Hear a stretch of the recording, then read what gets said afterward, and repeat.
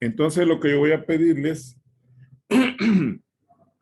es que esta clasificación o estos rubros que vamos nosotros a ver este día, estos cuadros a partir de esta diapositiva, que es la número 31, ustedes se las tienen prácticamente que aprender de memoria, porque si no, tendríamos problemas al momento de elaborar el balance. Yo espero ya la próxima semana ver el primer ejemplo de balance, pero yo necesito que esta clasificación usted si tiene, se haga el tiempo para aprendérsela, ¿no? Yo voy a ir explicando ahorita más o menos en qué consiste cada clasificación, ¿verdad? Eso es todo lo que vamos a ver este día. Son como 4 o 5 cuadros. Y luego, para la próxima semana, el día lunes, pues ya espero que los hayan estudiado bien. Yo les voy a compartir la presentación hoy mismo para que empiecen a estudiar. Porque si no, a la hora de hacer el ejemplo práctico, vamos a tener dificultades para poder armarlo. Porque lo que el balance presenta es una clasificación de las cuentas. Hay un orden preestablecido que hay que respetar al momento de elaborar el documento. Entonces, como ya vimos anteriormente, el activo se subdivide en dos grandes clasificaciones que son activos corrientes, que dijimos que son aquellos a corto plazo, y en los activos no corrientes, que son a largo plazo. ¿Verdad? Todo esto va a entrar, hasta este tema va a entrar en el parcial del día 5 de septiembre. Este es el último material que vamos a ver para el parcial. Y todo lo que hemos visto anteriormente. Cuando decimos rubros, fíjese bien, la palabra rubro no es un término estrictamente contable, como algunos creen. El término rubro se puede utilizar en casi toda la realidad en donde nosotros tengamos que clasificar cosas. Por ejemplo, en la parte de economía hay rubros como la industria, ¿verdad? El comercio, servicios. Los economistas subdividen la economía en rubros. Pueden haber rubros también en el área de agricultura, ¿verdad? El rubro de la ganadería, el rubro de la caficultura. Es decir, que los rubros son subdivisiones y al mismo tiempo son agrupaciones de cosas. Como los activos de una entidad pueden ser muchos, muy variados, entonces por eso es necesidad de clasificarlos. Y las dos formas de clasificarlos es la forma, perdón, de clasificarlos a través de los rubros. Entonces el activo corriente se subdivide en varios rubros. El primero se llama efectivo y equivalentes. Prácticamente en el rubro de efectivo equivalentes tenemos toda la disponibilidad de dinero, o sea, lo que está más fresco en cuanto a dinero en un momento determinado. Estas cuentas que integran cada rubro yo las voy a explicar más adelante cuando ya lleguemos a la teoría del cargo y el abono, y donde ya les enseño yo cómo hacer partidas. Ahí vamos a profundizar un poco en cada cuenta. Ahorita nos vamos a conformar con entender más o menos de qué se trata el rubro y cuáles son las cuentas que los integran. Y en otra situación que mencionaba hace un ratito es de que debemos aprendernos en el orden que están ahí. No podemos poner las cuentas atravesadas. Primero va caja, luego va bancos y por último va inversiones temporales. En ese orden. Entonces, si en un ejercicio de balance a usted le aparecen estas tres cuentas, esta es la manera en que usted las va a agrupar en efectivo equivalentes y las va a colocar en el orden que aparecen ahí en este cuadro. De ahí la importancia de aprenderse estos rubros. Luego viene el rubro de anticipos,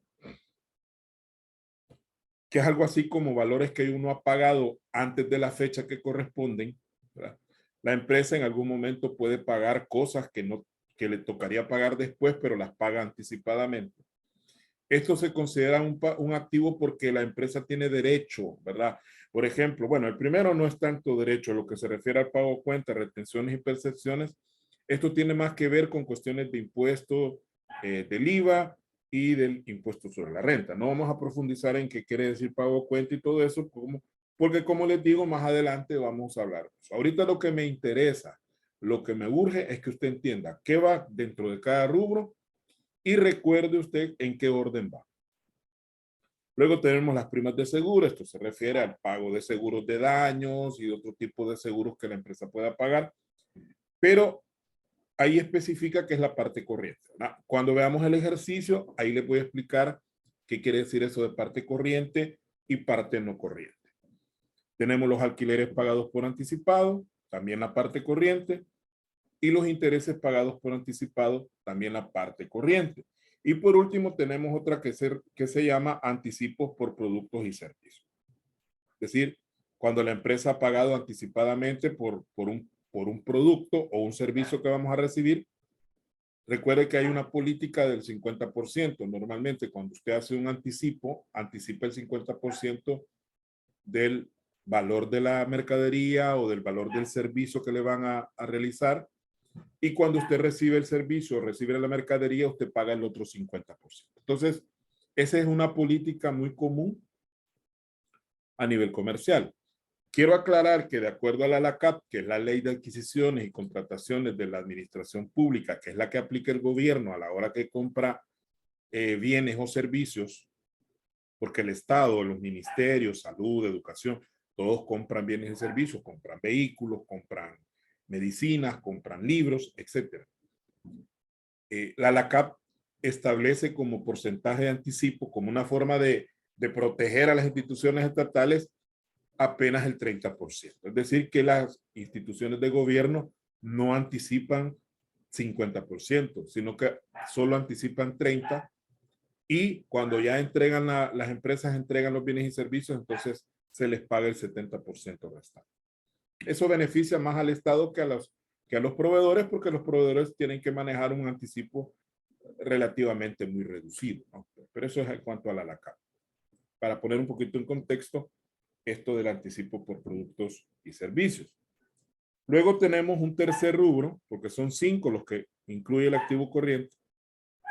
Y el siguiente rubro se llama, el tercero, permítame que esto se traba.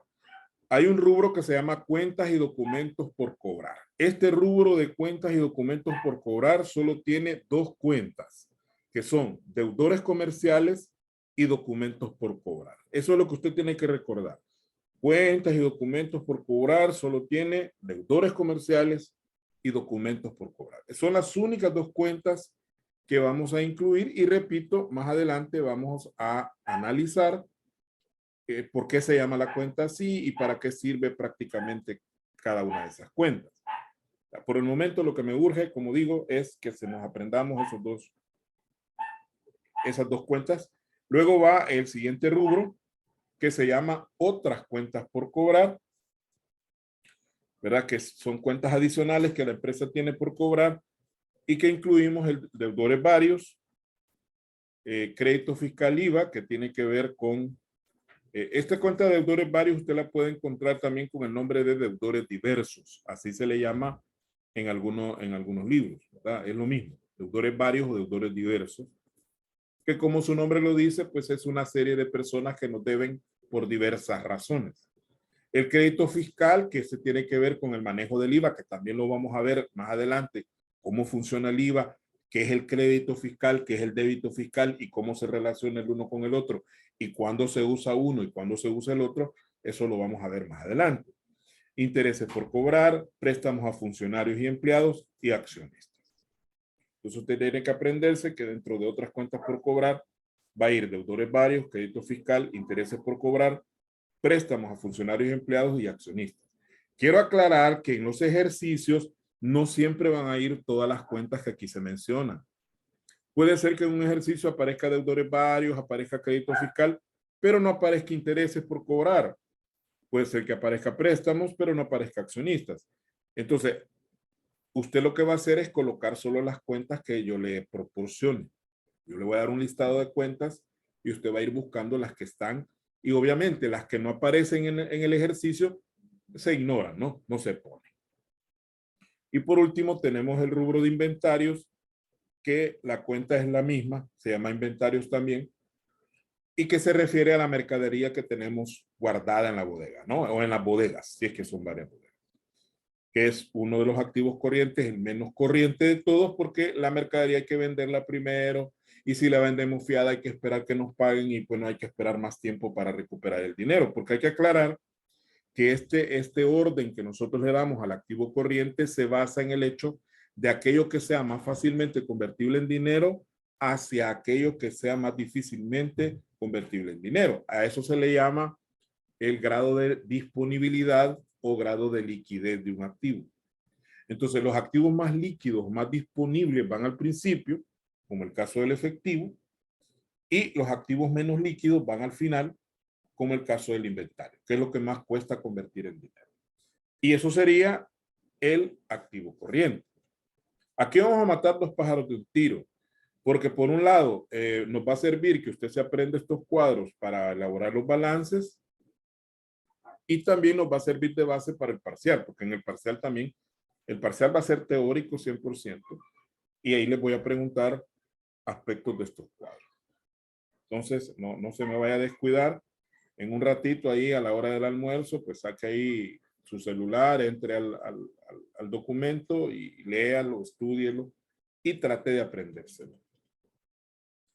Luego viene el activo no corriente, que es el activo a largo plazo, ¿no? Es la otra gran clasificación que existe. Y el primer rubro que tiene se llama propiedad, planta y equipo. Este rubro usted lo puede encontrar también con el nombre de activo fijo. De hecho, no es incorrecto llamarle activo fijo, es lo mismo. Solo que modernamente y de acuerdo a las normas internacionales se le ha dado en llamar propiedad, planta y equipo. Pero es el mismo activo fijo.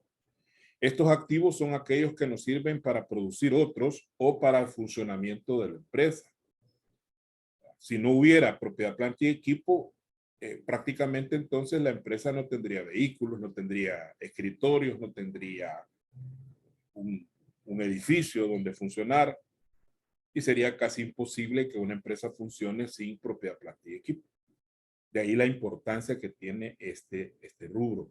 Y que en algunos casos, y casi siempre, mejor dicho, este rubro es el más grueso, es decir, en cuanto a valor. O sea, una empresa puede andar en miles o millones de dólares solamente en este tipo de activos. Y dentro del rubro tenemos mobiliario y equipo, que eso tiene que ver con los muebles y con las computadoras, cosas así.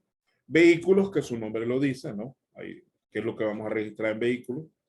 Edificio, que es la edificación donde funciona la empresa, donde está la sala de ventas o cualquier otro local que la empresa utilice, puede ser bodegas.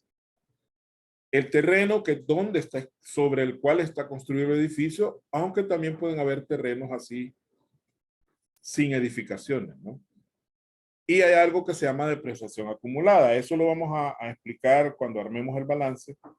Pero ya de entrada decimos que la depreciación se refiere al desgaste, ¿verdad? Que esos bienes van a sufrir, porque si usted compra un vehículo en el año 2015, obviamente a estas alturas ese vehículo ya no vale lo mismo que usted pagó. Ya sufrió, ¿verdad? Ya vemos, acordémonos de cuando vimos el concepto de costo histórico y que hay que aplicarle depreciación debido al desgaste natural que estos bienes sufren por el uso que se les da. Luego hay otro rubro que se llama activos intangibles, que son activos parecidos a los anteriores, pero, o sea, a los anteriores me refiero a los del activo fijo, pero que tienen una característica, que su valor no depende de su condición material. De ahí la palabra intangible. Intangible quiere decir algo que no se puede tocar, ¿verdad? No tiene existencia material, sino más bien su valor es simbólico. En su mayoría son papeles, ¿verdad? Son derechos que tenemos nosotros a algo. Y tenemos patentes y marcas. Esto tiene que ver con los inventos y con las marcas de fábrica o de comercio. La propiedad intelectual, que tiene que ver con, por ejemplo, libros, cosas así. Eso también lo vamos a explicar más adelante a profundidad. Las licencias, que tienen que ver con cuestiones de informática. Las concesiones, que son dadas por el Estado, por ejemplo, las líneas de buses son concesiones. La plusvalía comprada, que también lo vamos a ver en su momento. Y al igual que la propiedad, planta y equipo, aquí hay otra figura que se llama amortización acumulada. Es igual que la depreciación, solo que aquí se le está aplicando a activos intangibles. Quiere decir que cuando usted hable de depreciación, debemos entender que se refiere a activos fijos. Y cuando usted habla de amortización, debemos entender que se refiere a activos intangibles. Luego tenemos los siguientes rubros del activo no corriente. Tenemos los cargos diferidos.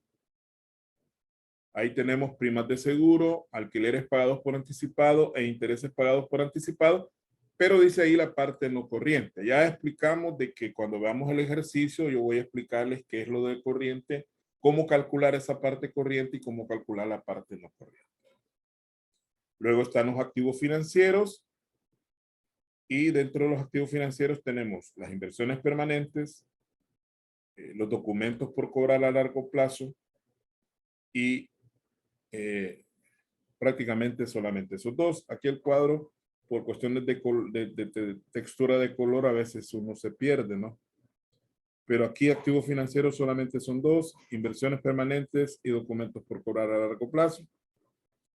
Y dentro de los otros activos no corrientes tenemos los transitorios, pérdidas diferidas y costos capitalizados. Tampoco vamos a explicar eso ahorita, de nada serviría. Más adelante vamos a hablar de eso. Con eso concluimos los rubros del activo. El activo es más numeroso o más desglosado que el pasivo y el patrimonio. Veamos el pasivo. Recuerde que los pasivos son deudas. Y sabemos que hay pasivo corriente que es a corto plazo y pasivo no corriente que es a largo plazo. Entonces, en el pasivo corriente tenemos varios rubros. El primero se llama cuentas y documentos por pagar, que es el equivalente a las cuentas y documentos por cobrar que tenemos en el activo. O sea, tiene relación, solo que ellas son a favor de la empresa y aquí en este caso serían en contra de la empresa, si lo podemos decir de esa manera. O sea, algo que la empresa debe pagar. Tenemos los acreedores comerciales y los documentos por pagar. Y de la misma manera, así como en el activo corriente hablamos de otras cuentas por cobrar, aquí también existen otras cuentas por pagar. Y ahí vamos a encontrar una variedad de cosas como los acreedores parios, que son similares a los deudores parios, solo que al revés. Pero allá nos deben, aquí debemos nosotros. Luego el crédito fiscal que tenemos allá, aquí hay un débito fiscal. O sea, como dije también, en su momento vamos a explicar qué es el crédito fiscal, qué es el débito y cómo funcionan. Las retenciones y percepciones, allá teníamos también eso, pero aquí son en contra de la empresa. Más bien, son retenciones que la empresa le aplica a otras personas y que se convierten en un pasivo para nosotros. Igual vamos a explicar más adelante eso de las retenciones y percepciones, ya con ejemplos concretos, ¿no? Los intereses por pagar, las obligaciones fiscales, que son las obligaciones en términos de impuestos que la empresa pueda tener que pagar. Los dos impuestos más importantes que una empresa paga son el IVA, que se paga mensual, y la renta, que se paga, una parte se paga mensual y otra se paga anualmente. Y los dividendos, que igual, pues ahorita no lo vamos a explicar, pero que tienen que ver con las ganancias que se le van a repartir a los accionistas. Eso, por ahí andan los dividendos. Luego tenemos los anticipos recibidos. Este rubro tiene relación o sea, similar a los anticipos que vimos en el activo, solo que aquí es al revés. Allá la empresa ha pagado los anticipos, aquí la empresa los ha cobrado. Por eso tenemos cuentas como anticipos de clientes, alquileres cobrados por anticipado, igual la parte corriente nada más. Y los intereses cobrados por anticipado, también la parte corriente. Repito, también esto lo vamos a explicar, qué es eso de la parte corriente y la parte no corriente.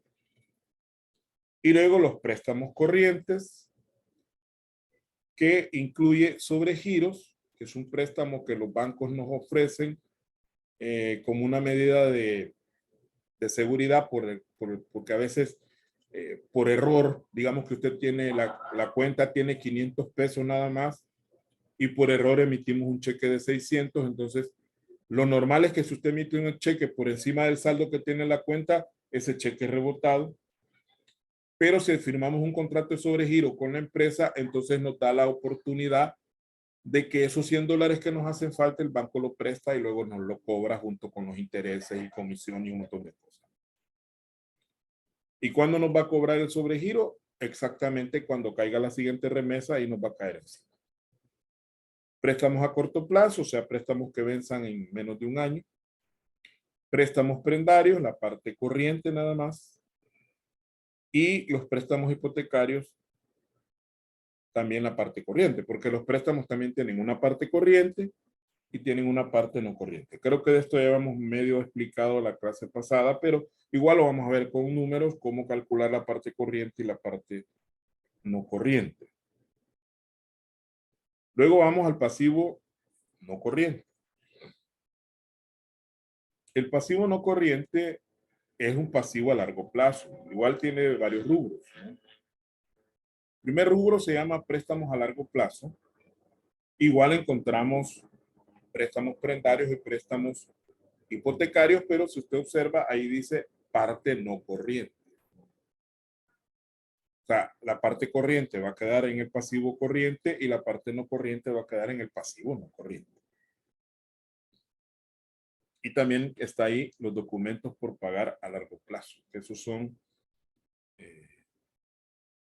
letras de cambio, por ejemplo, que hemos firmado nosotros, que no es normal firmar letras de cambio a largo plazo. Más bien son pagarés los que se firman, pero pueden haber letras de cambio a largo plazo. Es decir, usted firma una letra y dice dentro de 3 años la pago. Es una letra de cambio, es un documento por pagar a largo plazo. Los créditos diferidos, que estos tienen que ver con los anticipos recibidos también, que es la parte no corriente de los alquileres cobrados y de los intereses cobrados por anticipado. Si usted cobra anticipado, es un pasivo para usted, porque si usted cobra antes de dar una mercadería o antes de prestar un servicio, entonces usted queda obligado con la persona que le ha hecho el anticipo a cubrir o a cumplirle con esa obligación. Y tenemos luego las provisiones, que estas, hay varios tipos de provisiones. Ahí hemos puesto las más comunes, que son provisión para obligaciones laborales, las provisiones por garantías y otras provisiones que puedan existir. Y terminamos el pasivo no corriente con otros pasivos. Y ahí en ese rubro vamos a encontrar transitorios, utilidades diferidas y algo que se llama interés minoritario, que tampoco lo vamos a explicar en este momento. Pero lo que, como decía yo al principio de la clase, pues lo que a mí me urge es que usted se aprenda el rubro, en qué clasificación está y cuáles son las cuentas que los integran. Y hasta aquí llegamos con el balance general. Entonces, fíjese bien, jóvenes. El próximo lunes es importantísimo que no nos perdamos la clase, por favor. Porque